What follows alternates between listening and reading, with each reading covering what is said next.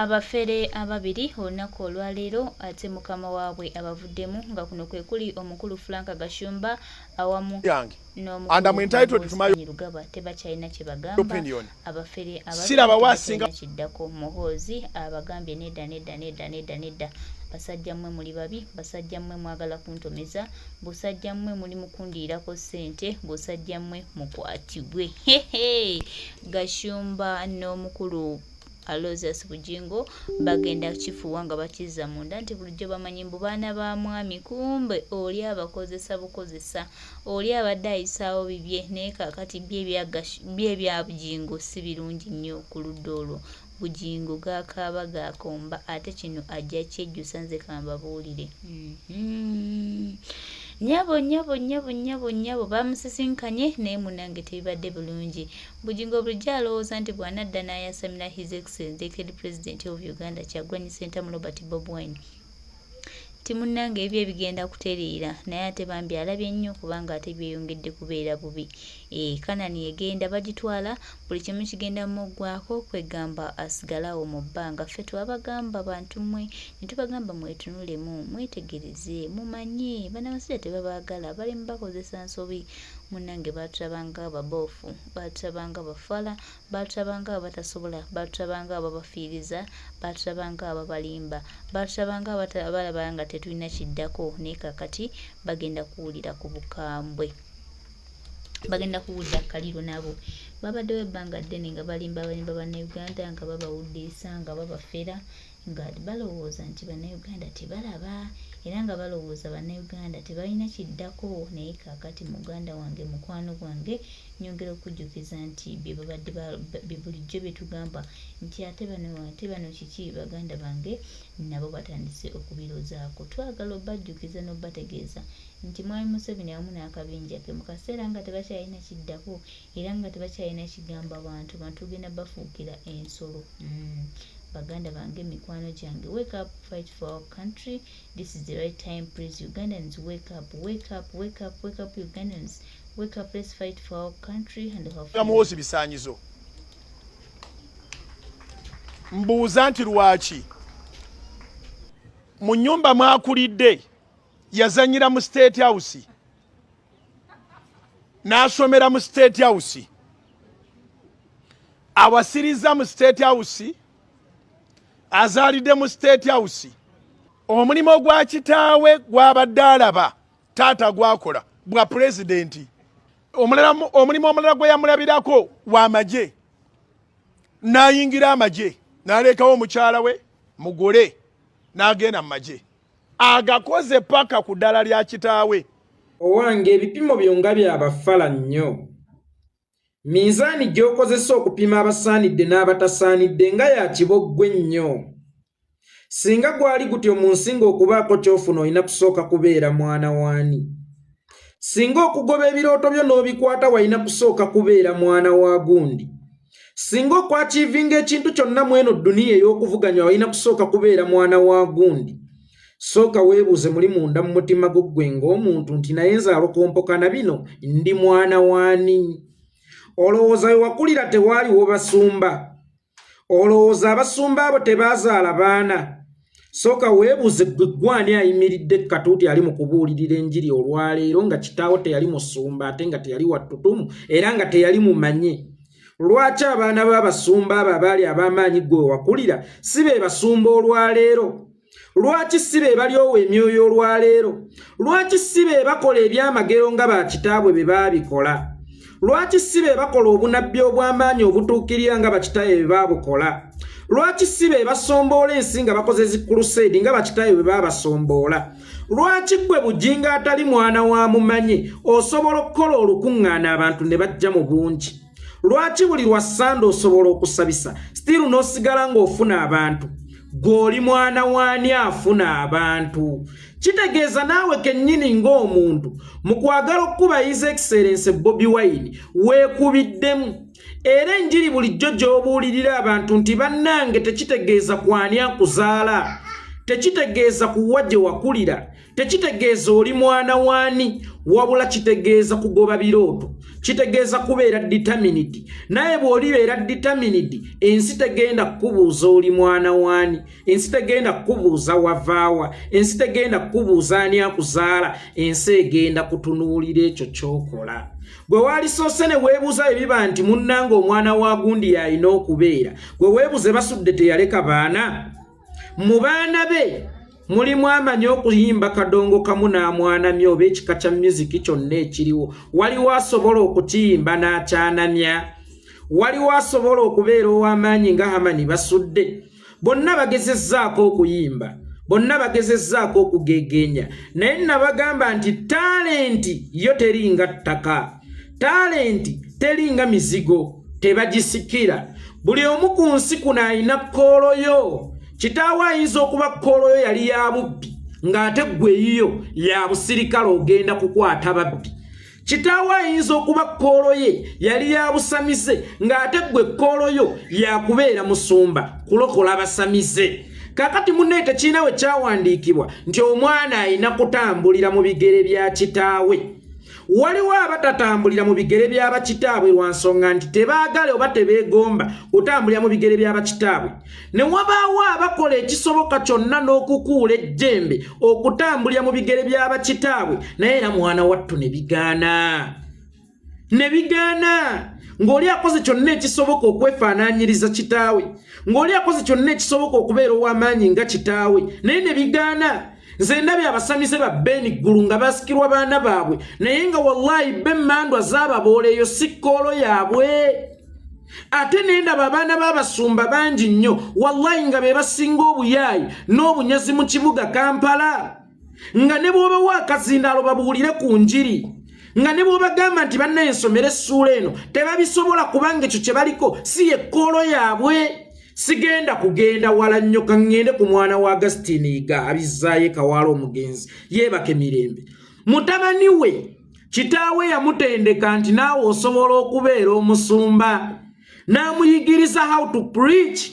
Naye okuva gundi bwe yavaawo yiga Agustini bwe yavaawo, mbuulira ekkanisa eyongera kugenda waggulu kuba omwana agireeseemu ebisoko kubanga ye muyivu ate kitaawe si muyivu, teyali muyivu, oba eyongera kukka wansi. Kitegeeza nti ekya kitaawo kibeera kikye, naawe ekikyo kirina kubeera kikyo.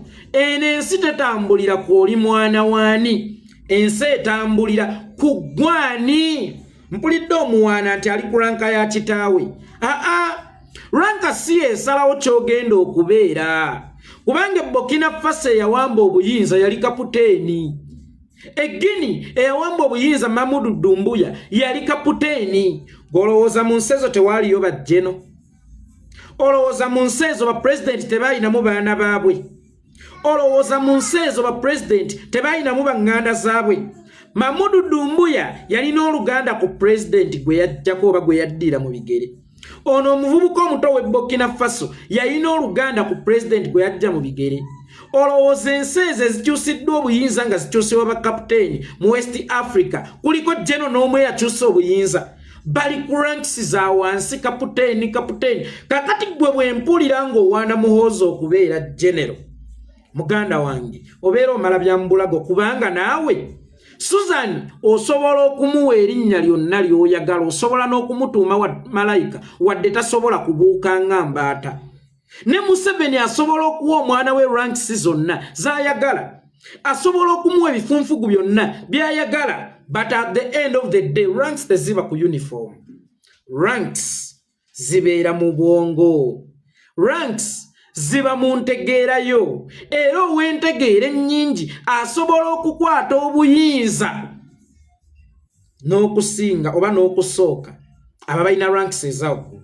Ng'ababalina ranks ezawaggulu nabo baali bwagadde naye nga tebabukutte. Rank esinga ebeera mu bwongo munnange.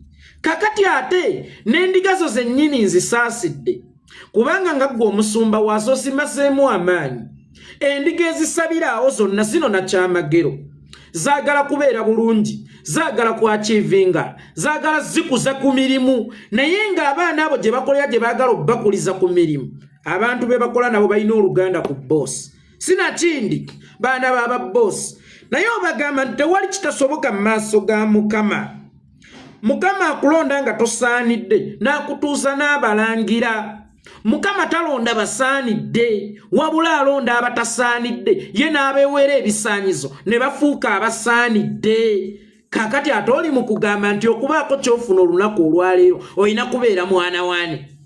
Kufuga mu Uganda omuntu ng'ono akulidde mu State House atambulidde mu State House bula n'ebirala bannange omu State House erere tetuyinza kuddira bali abatamanyi State House bafuuke abakulembeze erere kyokka bano oli mu bba wa ssuubi nti naawe akulidde mu slums naawe akulidde Butambala nawe yakulira ku kikopo ky'amazzi omukalu omutali sukaali ng'otaddemu mu majaaja n'ez'amajjaani zikubuze naawe osobola era kimu ekyamagero kyo wano jangu nkusiiga amafuta naawe osobola. Kakati ate mu bo bennyini mwoli mu kujeregera abantu ng'okkakkanya abantu ojuliriza omuntu eyakulira mu State House. Ye Museveni yakulira mu State House?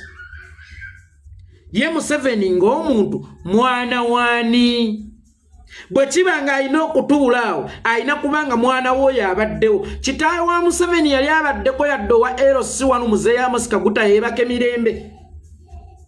Kitaawe wa Museveni yali abaddeko yadde chairman w'Oluzzi, yali abaddeko yadde chairman w'Omweso, yadde chairman wa Ludo, yadde chairman wa Malwa, naye asobodde okufutubbala ku bannayuganda emyaka 36 kubanga yakiina mu birooto bye nti nja kufugako ate sijja kukoma kufuga nja kufutubbala. Olw'okuba yali determined yagoba ekirooto kye. Regardless mwana waani yazaalibwani yakulirawa balina kaki bwe kibanga abakulidde mu State House be balina okusikira ba kitaabwe. Kitaawe ya Museveni yaliko mu State House. Museveni yajjako omusajja gwe bayita General Tito Okello Lutwa. General Tito Okello Lutwa alina omwana bamuyita Okello Olyemu ye minisita w'ensonga z'ebweru. Lwaki Okello Olyemu si ye first musajja olwaleero, si ye mukulembeze w'eggwanga olwaleero? Lwaki yetafuukangako? Naye yakulira mu State House, naye yabeerako mu State House. Oba Jim Akena yabeerako mu State House 2 times. Yabeeramu okuva mu mwaka gwa 1966 paka mu mwaka gwa 1971, naddamu okuva mu mwaka gwa 1980 paka mu mwaka gwa 1985. Bwe kibanga akuliddemu yalina okubeeramu, azaaliddemu yalina okubeeramu, awasirizzaamu yalina okubeeramu. Muganda wange Museveni Kataaha yamuwasizeeyo. Museveni Kataaha wamuwasiza ntebe, Museveni wayonkera ntebe, Museveni wazannyira ntebe. Omanyi kakati omusajja ono ennaku zino ekintu kyaliko tukiyita kugula ddembe lyange. Okusooka yayogezanga obwagazi oba n'okuferera awo abantu ng'alina security, but as per now ali ku pressure y'amaanyi nnyo. Alina okubalaga nti yakola wa mugaso nnyo gye bali lwa nsonga aliko akalambo ku mugongo.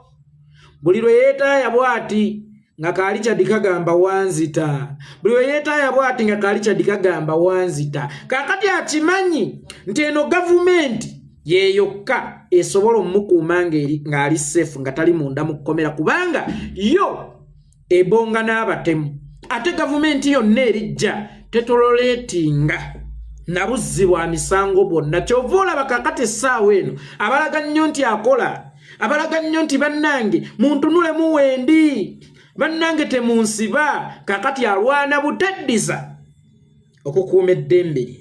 Kyova olaba kati ayogera n'ebitajjansa, kyova olaba kati ayogera n'ebitasaanidde. Yakulira mu State House, kyogamba mu butabo bwonna oburankinga abantu ba global thinkers. Mbuuliraayo yakulira mu State House mu ba global thinkers. Mbuuliraayo omwana waani mu ba global thinkers. Bonna abasobodde okwachivinga obulamu mbuuliraayo. Eyazannyira mu State House, eyakulira mu State House, eyawasiza mu State House, eyazaalira mu State House, akaddiidde mu State House. State House kifo bufo mwosobola otuula n'ofuna akawewa akalungi n'oli ebya sava n'oli ebitafuttafu, naye ekifo ekyo tekyongera ku ntegeerayo. tekyongera ku bumanyi bwo. Yensonga lwaki omwana asobola okuva mu ghetto nga mwana wa JW Center mwe atali mumanye nga ne JW Center mu twamumanyira ku Yesu siye kumumanyira ku JW Center mu mwana tu najja na achievinga n'aba mugezi nnyo n'abikola byonna n'aganja nnyo n'okusinga abakulidde mu State House kubanga kyemmanyi mu State House kulya ebitafuttafu naye ebitafuttafu bw'otabiriisa bwegendereza biyinza okukuleetera okutafujjana. Ebitafuttafu bw'otabiriisa bwegendereza biyinza okukuleetera okutafujjana. Senga kyali nti buli kimu akulidde mu State House kiri kameeza oba kiri kakeeka. Muhoozi yalibadde most loved person in Uganda. Yalibadde muganzi okusinga Bobi Wine. Kubanga mu bimu ebitwala obuyinza ng'ovudde ku kyamaanyi kuliko obuganzi kuliko amagezi. Kate byonna Muhoozi byayinako ayinako maanyi ne talina magezi talina buganzi ate nga power is nothing without control. Next time bw'obanga oyagala okwogera osookanga n'olowooza nti bengenda okwogerera mu bafala bengenda okwogerera mu tebategeera bengenda okwogerera mu ng'abagezi. Nagamba Bujingo osobola okuba omugezi awo mu ndiga zo si kunze itongwa nze ntegeerayo njinyooma munanga ate nze nakula nnyooma nnyo ate nakula neepanka nnyo ate nakula neemanyi nnyo kakati abantu nga ggwe mbanyooma nnyo oba lwaki kubanga kati oleese ka reasoning capacity akeekyana ekite nnyo akeekiboggwe nnyo. Kasozi Livingstone omugenzi omunywanyi oyo omulaba. Stone Kasozi yayinanga ekibiina baakiyitanga Kampala Music Stars mwe yafiira ekyasembayo ng'ovudde ku lukwata Gita Singers lukwata Advance naye kino kye yakolanga amaze okulwala baakiyitanga Kampala Music Stars. Naye Kampala Music Stars yalingamu omusajja baamuyitanga William Kibuuko yayimba akaalo ka Buganda kadde nga William Kibuuka Kasozi amuyita kojja kubanga William Kibuuka yali ayita mama wa Kasozi Senga. Mwali mugayi nga bamuyita Mukasa Kibaya. Mukasa Kibaya ndowooza yali muzzukulu wa Kasozi ng'ayita Kasozi jjajja nga walukagga atalina kakwate konna ku Kasozi yajja n'ekintu kimu sirina gwe mmanyi wano talenti yange yeyina okumpisaawo siri mwana wa mumanye. Olunaku olwaleero walukagga music yamufuula mmeeya w'ensangi oba w'ekyengera town council. William Kibuuka ali ludda wannakoma okumulaba ng'ali ku page emu ku YouTube channel emu bamusondere school fees w'abaana amulemeredde okutali musango. Lubwama Kibaya ali ludda wa then tunulya ne walukagga atali mwana wa mumanyi ali ludda wa ensi eno ewangulibwa bali determined ewangulibwa bali hard working eyanguyirwa balina bali smart muntegeera mu byonna Muhoozi kyayinako ge maanyi naye ate amaanyi agatalina control amaanyi agataliimu kulowooza n'atwala obukulembeze alina okuba nga alowooza alina okuba nga amanyi okukontrolinga amaanyi naddi lwalina kugakozesa naye nga singa gwali gutyo ng'omwana wa gundi yasaanidde okubeera olw'okuba taata we ekyo kyabadde abalala tebagwanidde nawe kennyini awo w'oyimiridde si ggwe yalibadde ayimiriddewo. Waliwo abasajja babalabye ekkubo emwakulira nabo bazaala abaana baabwe lwaki si basumba olunaku olwaleero lwaki si basumba. Ye ekirala bwe kibanga Muhoozi gw'owagira kitaawe yengoze yamwola era nga buli kimu kyonna akirabidde ku kitaawe gwe lwaki abaana ababo tutandika obbafaako ennyo bwe weetunuulira teweegombesa okulaba nga ofera bufezi endiga ne zireeta ssente teweegombesa okulaba oyogera bogezi mu nsonda ezazino ne basonda gwe toyagala baana bo babibeere naawe tandika okubatendeka oba olowooza ensi ekola bwetyo. Buli omu ku nsi kuno alina kkoolo ye buli omu ku nsi kuno alina kye yatondebwa okukola. Yensonga lwaki nkugambye osanga omwana w'omusamize nga ye musumba akwata emizimu n'amayembe ate n'osanga omwana wa pasita nga yazannya ani akalengedde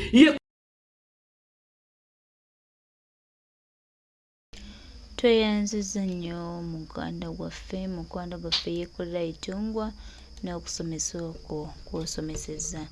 Bagamba nti embuulire tefa byonna, naye nammwe tugezezzaako babuulira. Bunaaba busiru bwammwe oba bunaaba butategeera bwammwe obutapiikinga mu maloboozi amangi agayitiddwa bannayuganda nga gabalabula era nga gabasomesa.